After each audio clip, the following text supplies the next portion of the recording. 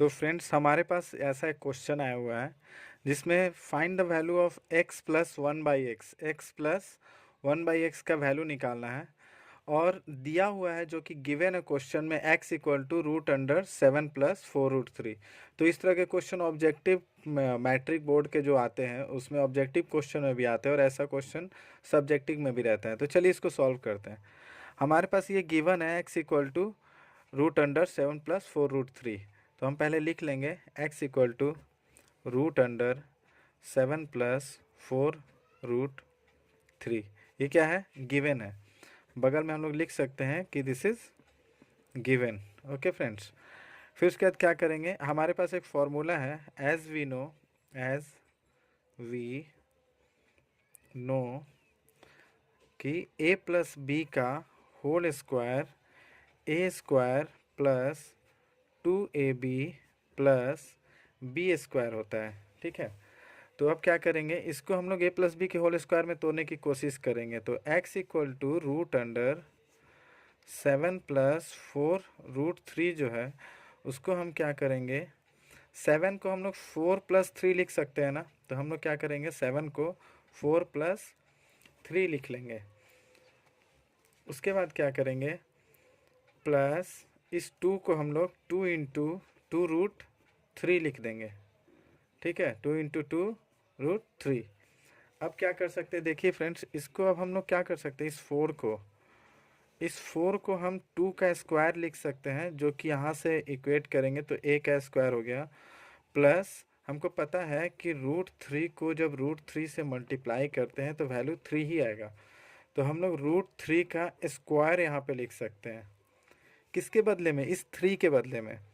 Plus 2ab, जो ये formula है 2ab, तो 2 ये रहा, a क्या हो गया इंटू 2, ये हो गया a, और b क्या हो गया √3। तो फॉर्मूला में इसको हम लोग बैठा लेंगे 2ab। अब इस फॉर्मूला में ये जो है a² plus b² plus 2ab, तो इसको हम लोग लिख सकते हैं ना a प्लस बी का होल स्क्वायर। तो यहाँ पर a क्या है, a है हमारा 2, b क्या है, b है √3। तो अब हम लोग अंडर रूट में a के जगह पे 2, b के जगह पे √3 का स्क्वायर लिख लेंगे। ठीक है, ये x इक्वल टू इतना हो गया। अब हम लोग क्या करेंगे इसको, अब ये रूट और स्क्वायर हट सकता है ना, क्योंकि रूट का वैल्यू हाफ हो जाता है और यहाँ पर स्क्वायर है ही, तो रूट और स्क्वायर हट जाएगा। इसको हम प्रैक्टिकल यहाँ पे आपको दिखाते हैं। जैसे कि √3 हो गया और ये यहाँ पर रूट हटेगा तो इसको हम लोग हाफ लिखेंगे, और यहाँ पे ये पहले से 2 था उसका 2 लिखेंगे, तो 2 कट के ये क्या हो गया 1।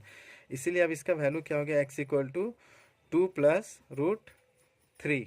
ठीक है, अब हम लोग क्या करेंगे, जस्ट इसका अब हम लोग इन्वर्स निकालेंगे। जो हमारा क्वेश्चन था x 1/x, मतलब ये जो था हमारा 1/x निकालने के लिए, तो अब हम लोग x का वैल्यू तो निकल गया 2 + √3। अब हम लोग निकालेंगे 1/x का वैल्यू।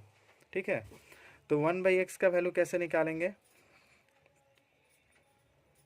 1/x, तो क्या हो जाएगा यहाँ पे 1/2 + √3।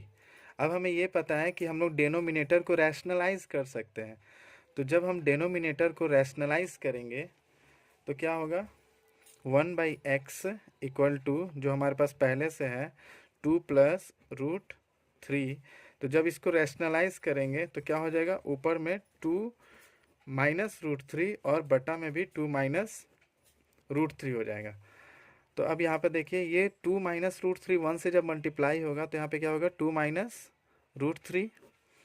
अब देखिए, ये a प्लस बी है और ये a माइनस बी। हमें पता है कि a प्लस बी और a माइनस बी क्या होता है, a² माइनस b²। तो यहाँ पर इसके इन दोनों के बदले में हम क्या लिख देंगे, 2 का स्क्वायर माइनस √3 का स्क्वायर। तो अब क्या हुआ, 2 - √3 डिवाइडेड बाई 2 का स्क्वायर कितना हो जाएगा 4, और √3 का स्क्वायर, जैसे कि यहाँ पर आपको मैंने पहले ही बताया कि √3 × √3 क्या हो जाता है, 3 होता है। तो ये √3 का स्क्वायर क्या हो जाएगा 3। अब बच क्या गया यहाँ पे, 2 - √3/1। तो डेनोमिनेटर में 1 हो तो उसको नहीं भी लिखने से चलेगा, इसीलिए इसका वैल्यू क्या हो गया 1/x का 2 - √3। अब क्या करेंगे, अब जो हमारा मेन जो क्वेश्चन है 1x + 1/x, इसका वैल्यू निकालेंगे।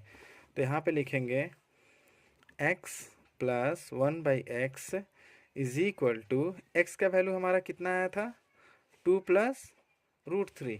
तो यहाँ पे अब हम लोग आराम से 2 प्लस √3 लिख सकते हैं, प्लस ये वाला प्लस प्लस 1/x।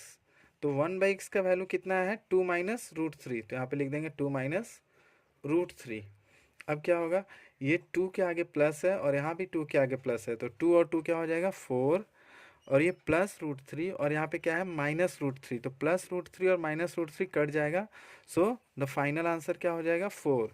तो इसका आंसर क्या हुआ, final answer x plus 1/x equal to 4, ये हमारा फाइनल आंसर हुआ। Okay, thank you.